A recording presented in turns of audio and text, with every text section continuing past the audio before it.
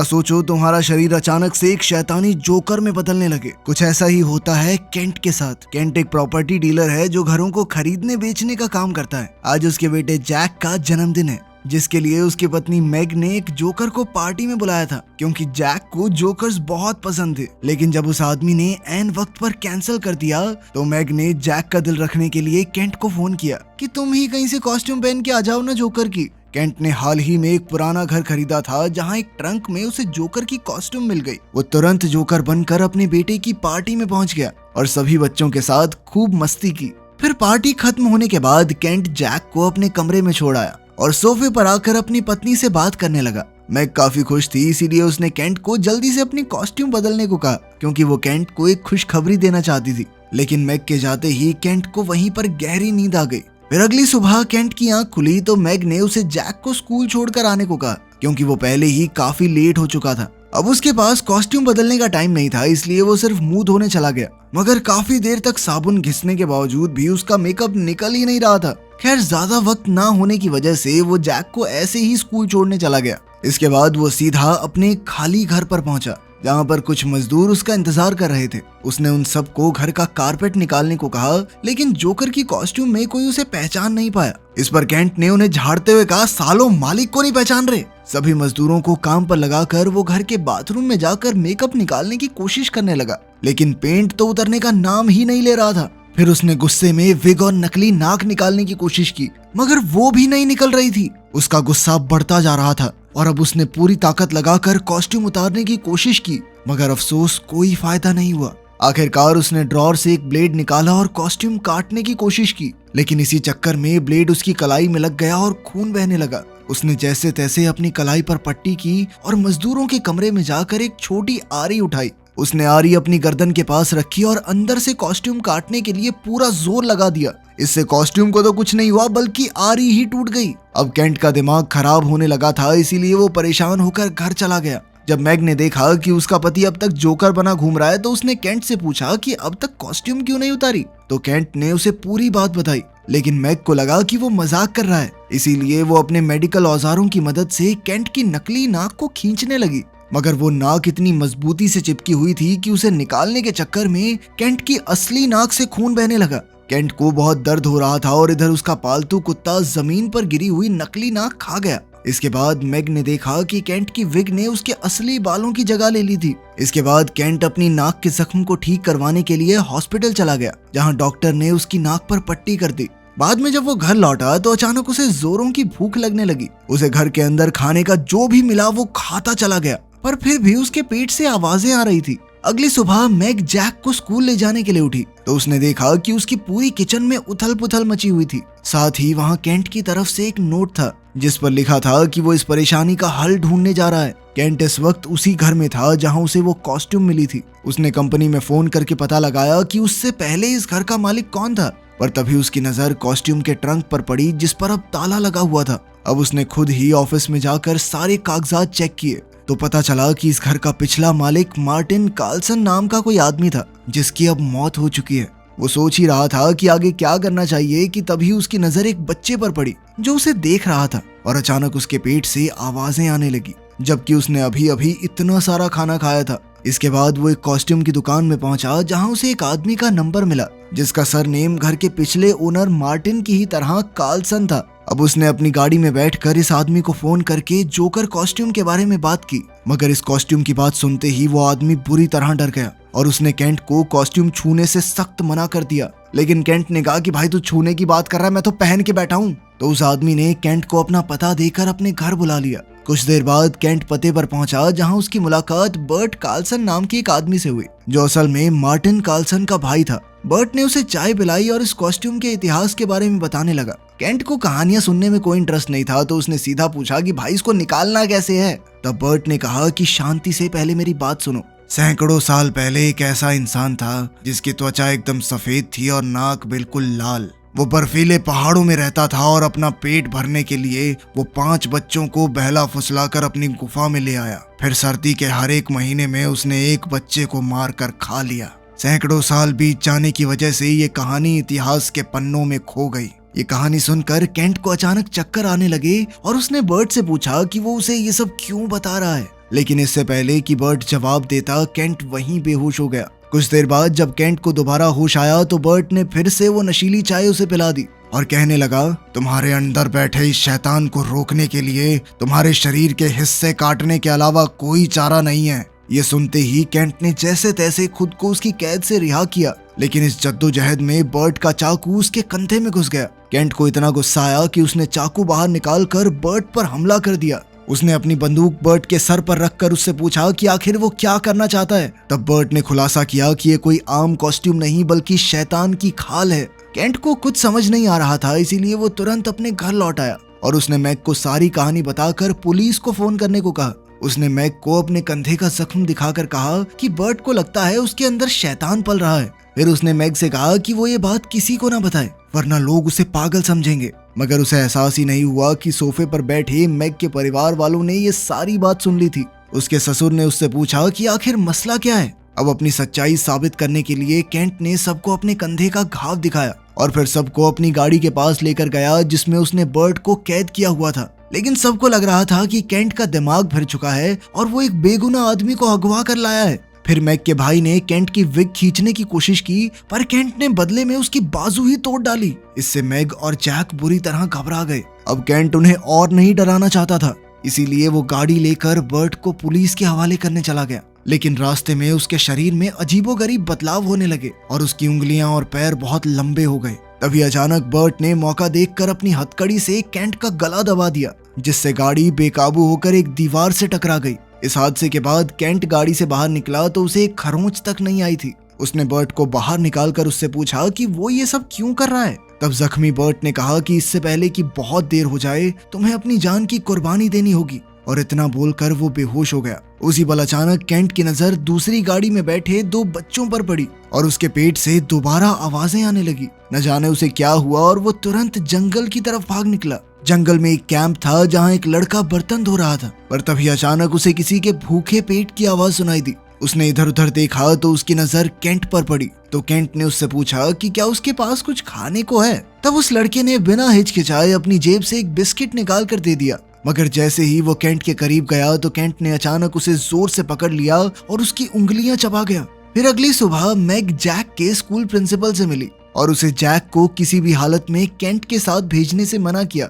उधर केंट ने पहली बार इंसानी मांस खाया था, जिसके बाद उसके असली दांत टूटकर गिर गए। तब उसने अपने खाली घर में जाकर छुपने का फैसला किया, पर जब उसने दरवाजा खोला तो उसे एक बच्चा मिला जो उससे बातें करने लगा। लेकिन उसे देखते ही केंट के पेट से आवाजें आने लगी। हालांकि केंट को बहुत तेज भूख लगी थी, पर फिर भी उसने बच्चे को खुद से दूर करके खुद को घर में बंद कर लिया और दरवाजे के पास बैठकर अपनी भूख को रोकने की कोशिश करने लगा। वहीं घर पर मैग अपने कुत्ते को काबू करने की कोशिश कर रही थी, क्योंकि वो केंट की नकली नाक खाने के बाद से काफी अजीब बर्ताव कर रहा था। तब उसे केंट का फोन आया और उसने जो कुछ भी हो रहा था उसके लिए माफी मांगी। फिर उसने कहा कि मेरे पास अब कोई दूसरा चारा नहीं है, और अचानक फोन काट दिया। अब केंट हताश होकर एक कंस्ट्रक्शन स्टोर में गया, जहां से उसने एक आरी और बाकी औजार खरीदे। वहीं दूसरी ओर मैग केंट को ढूंढने निकल पड़ी और उसने अलग अलग प्रॉपर्टीज में जाकर देखा। उधर केंट उसी घर में वापस जाकर उस शैतान को खत्म करने का नया तरीका सोच रहा था।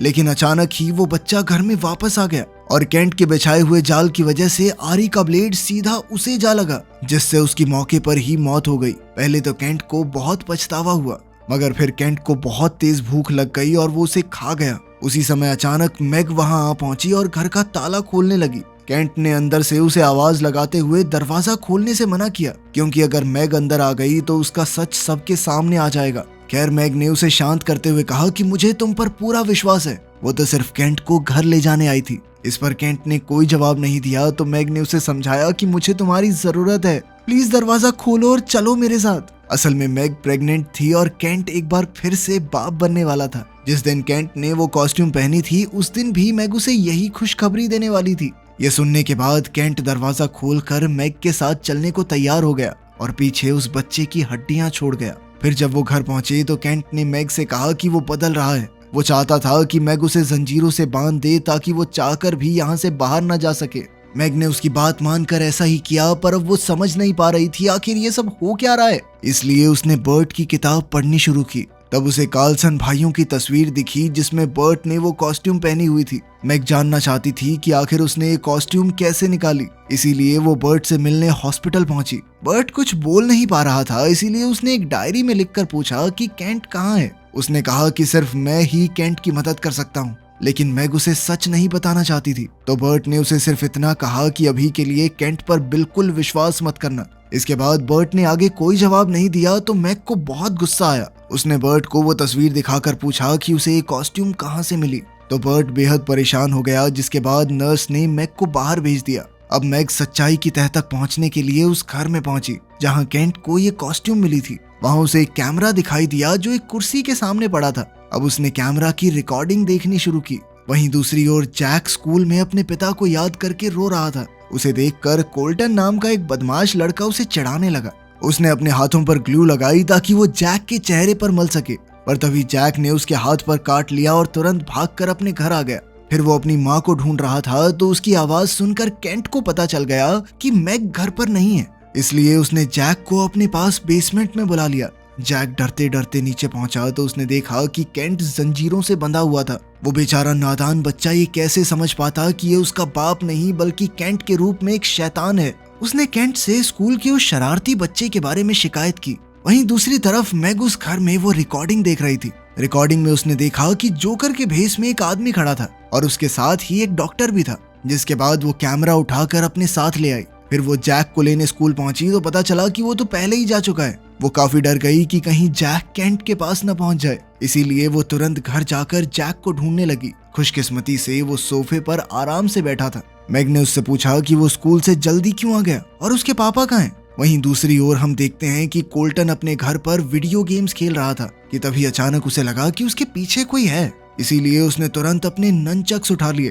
तभी केंट अचानक उसके सामने आ गया तो कोल्टन ने पूछा कि क्या आपके साथ जैक भी आया है, पर मौका मिलते ही केंट ने उस पर हमला कर दिया और वो शैतान उसे बुरी तरह मारकर कच्चा चबा गया। उधर घर पर मैग सारा सामान बांधकर जैक के साथ घर छोड़कर जा रही थी कि तभी उसने देखा कि उनका कुत्ता चेन से बंधा नहीं हुआ था। असल में कुत्ता भी केंट की ही तरह शैतान बन चुका था और अचानक वो मैग पर हमला करने के लिए दौड़ा, मगर ऐन वक्त पर बर्ट ने वहां आकर कुत्ते को मार डाला। अपने प्यारे कुत्ते को मरा हुआ देखकर मैग को गहरा सदमा लगा, पर बर्ट ने उसे शांत किया और पूछा कि केंट कहाँ है। फिर बर्ट ने अपने नकली दांत निकाल दिए और मैग को कॉस्ट्यूम की सारी कहानी बताते हुए कहा कि उसे ये कॉस्ट्यूम अपने स्टोर में मिली थी। उसे आइसलैंड से ये पार्सल आया था जिसमें ये शानदार कॉस्ट्यूम थी। उसके स्टोर में आज तक इतनी अच्छी कॉस्ट्यूम नहीं आई थी। अब इसे सर्कस वालों को बेचने से पहले बर्ट ने खुद ये कॉस्ट्यूम पहनकर हॉस्पिटल में भर्ती बच्चों को खुश करने का फैसला किया। उसका भाई मार्टिन भी इसी हॉस्पिटल में काम करता था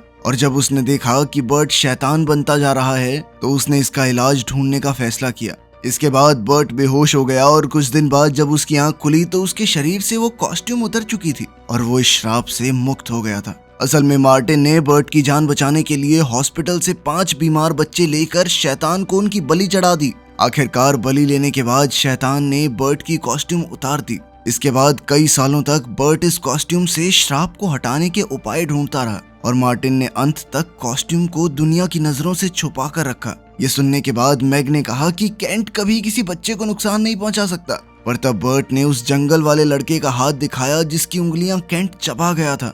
अब उन्हें कैसे भी करके केंट को रोकना होगा, इसीलिए उसने दोबारा पूछा कि वो कहाँ पर है। तब जैक ने बताया कि वो कोल्टन के घर गया था। इसके बाद मैग जैक को अपने पिता के घर छोड़ आई और बर्ट के साथ कोल्टन के घर पहुंची, लेकिन वहां तो केंट का नामो निशान नहीं था, सिर्फ कोल्टन की आधी लाश जमीन पर पड़ी थी। अब मैग ने सोचा कि केंट कहाँ हो सकता है तो उसके दिमाग में एक एडवेंचर पार्क का नाम आया और वो बर्ट को लेकर तुरंत वहां पहुंची। उसने बर्ट को बाहर रुकने को कहा और खुद केंट को ढूंढने अंदर चली गई। वहीं एक टॉय टनल में एक बच्चा अपने छोटे भाई को ढूंढ रहा था तो उसे खून के निशान दिखाई दिए, पर फिर भी वो आगे बढ़ता रहा। आगे जाते ही उसे केंट का शैतानी रूप दिखा जो बेरहमी से उसके भाई को खाने की कोशिश कर रहा था। उसे देखते ही उस लड़के ने शोर मचा दिया और वो अपने छोटे भाई को बचाने के लिए अपना बलिदान देने को तैयार था। अब केंट ने तुरंत उस पर हमला कर दिया जिससे उसका खून स्लाइड से बहकर नीचे गिरने लगा। इसे देखकर वहां मौजूद लोगों में अफरा तफरी मच गई और इधर मैग केंट को ढूंढती हुई वहां आ गई। तब बर्ट ने अचानक उसे किचन में खींच लिया और खून के निशान दिखाकर इनका पीछा करने को कहा। अब वो दोनों सीधा केंट के पास पहुंच गए तो केंट ने उनसे पूछा कि क्या हुआ। मैग ने कहा कि वो उसकी मदद करने आए हैं। इसी दौरान पीछे से बर्ट ने एक कुल्हाड़ी से केंट के सर पर हमला कर दिया, जिससे वो एक बार फिर शैतानी रूप में आ गया। उसने बर्ट पर जानलेवा हमला कर दिया और वो उसे खाने ही वाला था, पर तभी मैग ने उससे बर्ट की जान की भीख मांगी। आखिरकार केंट रुक गया और उसने मैग से कहा कि अब सिर्फ एक बच्चा बाकी है। अगर तूने मुझे आखिरी बच्चा लाकर नहीं दिया तो मैं तेरे बेटे को ही खा जाऊंगा। उसी पल अचानक पुलिस वहां आ पहुंची तो मैग वहां से भाग निकली और पुलिस ने बर्ट को गिरफ्तार कर लिया। इधर मैग ने अपने पिता को फोन करके जैक के साथ कहीं भाग जाने को कहा। उसके पिता ने उससे पूछा कि आखिर बात क्या है, पर तभी मैग की नजर एक गुम हो चुके बच्चे पर पड़ी तो वो फोन काट कर बच्चे के पास गई। उसी पल बच्चे की माँ ने वहां आकर उसे गले लगा लिया। इसके बाद मैग अपनी गाड़ी में बैठकर सोचने लगी कि आगे क्या करना चाहिए। तभी एक लड़की ने उससे लिफ्ट मांगी तो मैग उसकी मदद करने को राजी हो गई। अब यही आखिरी रास्ता था, इसीलिए वो लड़की को गाड़ी में बैठाकर आगे बढ़ी। जल्द ही लड़की गाड़ी में ही सो गई तो मैग इस बात का फायदा उठाकर उसे एक सुनसान जगह पर ले आई और लड़की को जगाकर गाड़ी से उतार दिया। वो लड़की काफी घबरा गई और वापस अंदर आने के लिए शीशे को पीटने लगी। तभी अचानक एक पुलिस वाला वहां आ गया और उसने मैग को वहीं रुकने को कहा और खुद उस लड़की से बात करने लगा। इधर मैग को समझ नहीं आ रहा था कि शैतान अब तक आया क्यों नहीं, तो उसे एहसास हुआ कि वो जरूर जैक के पीछे गया है। वो सीधा अपने पिता के घर पहुंची और उन्हें सब सच बताने लगी, पर उसी पल अचानक जोकर ने पीछे से एक ही झटके में उसके पिता का सर धड़ से अलग कर दिया। अपने पिता को अपनी आंखों के सामने मरता देख मैग तुरंत दौड़कर गैराज में गई और अपने बचाव के लिए एक हथौड़ा उठा लिया। अब वो केंट के आने का इंतजार कर रही थी, पर तभी अचानक जैक नीचे आने लगा तो मैग ने उसे तुरंत ऊपर जाने को कहा। उसके जाते ही केंट वहां आ पहुंचा तो मैग ने उस पर हथौड़े से हमला कर दिया, लेकिन केंट को कोई फर्क नहीं पड़ा और उसने मैग पर हमला करके उससे वो हथौड़ा छीन लिया। अब वो बड़ी बेरहमी से मैग के पेट में मौजूद बच्चा निकालने लगा। इसी दौरान मैग ने चिल्लाकर जैक को भाग जाने को कहा, पर दरवाजा बंद था, इसीलिए वो सीढ़ियों के नीचे छुप गया। अब केंट के सर पर खून सवार था, इसीलिए वो जैक को ढूंढने लगा। तभी पीछे से मैग ने चाकू उठाकर उस पर लगातार वार कर दिए और इस तरह उसका गला थोड़ा सा कट गया। मगर ये केंट को रोकने के लिए काफी नहीं था। केंट ने गुस्से में मैग पर जबरदस्त हमला किया और फिर उसे एक कपबोर्ड पर दे मारा, जिससे वो बेहोश हो गई। फिर वो अपने बेटे को ढूंढने लगा और आखिरकार उसे जैक मिल भी गया, मगर वो जगह इतनी छोटी थी कि केंट वहां घुस नहीं पा रहा था, इसलिए वो वहां से चला गया। जैक को लगा कि केंट हार मान चुका है, इसीलिए वो बाहर आ गया, लेकिन मौका देखते ही केंट ने उस पर हमला बोल दिया। अब वो जैक को पकड़ने ही वाला था कि ऐन वक्त पर मैग की आंख खुल गई और उसने केंट को जंजीर से बांध दिया। अब मैग आखिरी बार से उसका काम तमाम करने ही वाली थी कि तभी शैतान के अंदर से असली केंट की आवाज आई और उसने मैग से मदद मांगी। मैग को अब भी लग रहा था कि वो केंट को बचा सकती है, इसीलिए उसने जैक को वो किताब और कुछ जंजीरें लाने को कहा, मगर जैक ने सीधे तौर पर कहा कि ये उसके पिता नहीं है। जोकर समझ गया कि अब उसकी ये चाल काम नहीं करेगी, इसीलिए वो अचानक मैग पर हमला करने आया, लेकिन मैग ने एक आखिरी वार से उसे मौत के घाट उतार दिया। उसके शरीर से अलग अलग रंगों का खून बह चला। इधर मैग ने जैक को कसकर गले लगा लिया, मगर अचानक शैतान ने जैक की टांग पकड़ ली। तब मैग ने उसकी आखिरी बची हुई नसें तक काट डाली और इसी के साथ जोकर का शरीर गायब होने लगा, जिसके बाद वहां सिर्फ केंट का सर और कॉस्ट्यूम रह गई। वीडियो पसंद आई तो लाइक कर देना, चैनल को सब्सक्राइब कर लेना। मिलते हैं अगली वीडियो में।